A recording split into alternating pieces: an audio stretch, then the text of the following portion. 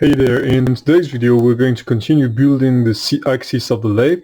Now I received 1 hour ago this beautiful Parker planetary gearbox that I found on eBay. So it's a PS90 unit, meaning it's meant for 90mm servo frame. So it doesn't exactly match the NEMA 34 frame size of this ClearPath, but it will be fun anyway. This unit was excellent for me because it is specified as a low backlash unit. You have several grades available, like the True NEMA and whatever. This one has a 40:1 gear ratio. So it's a dual stage planetary, one stage here, one stage here.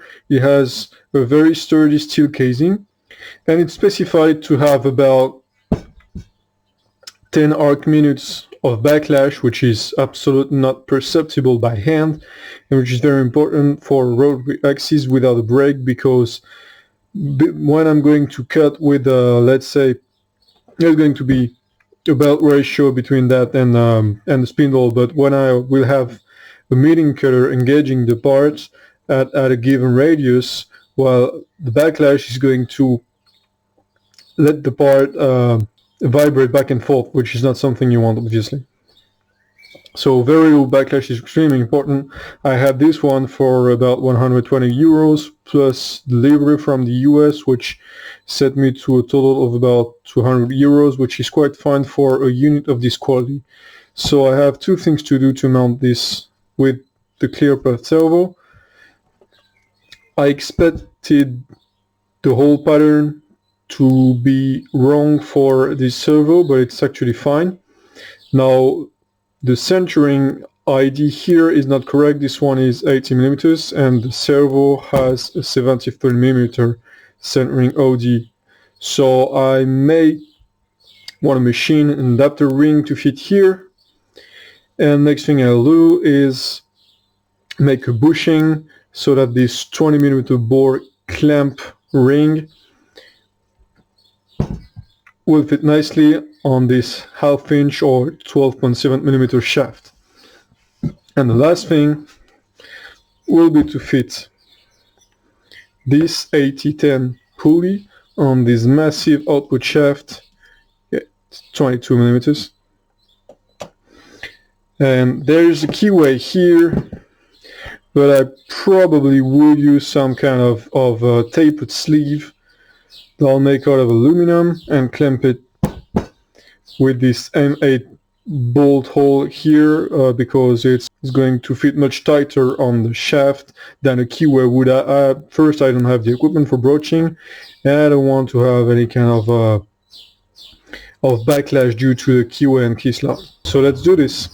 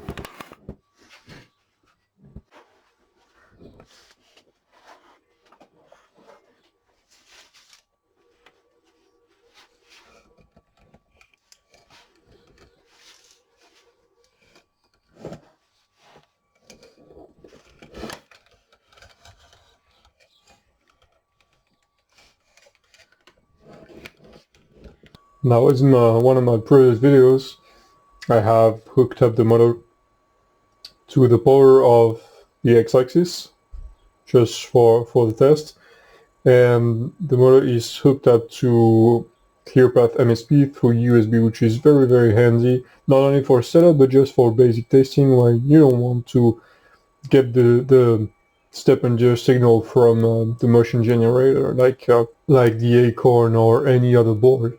This way you can very easily spin the servo and see what it does. Now we're going to override inputs, enable it, and give it a little go. I'm going to start at 100 RPM.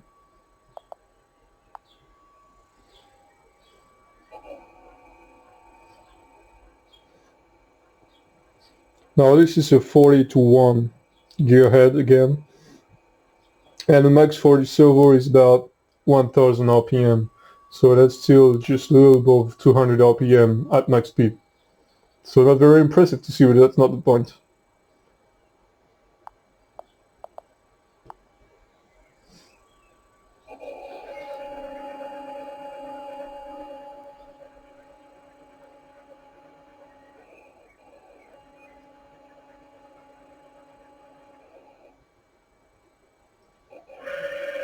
Now that's about max speed. And then there's the belt drive going between that and the spindle at a ratio of about 2.5 to 1.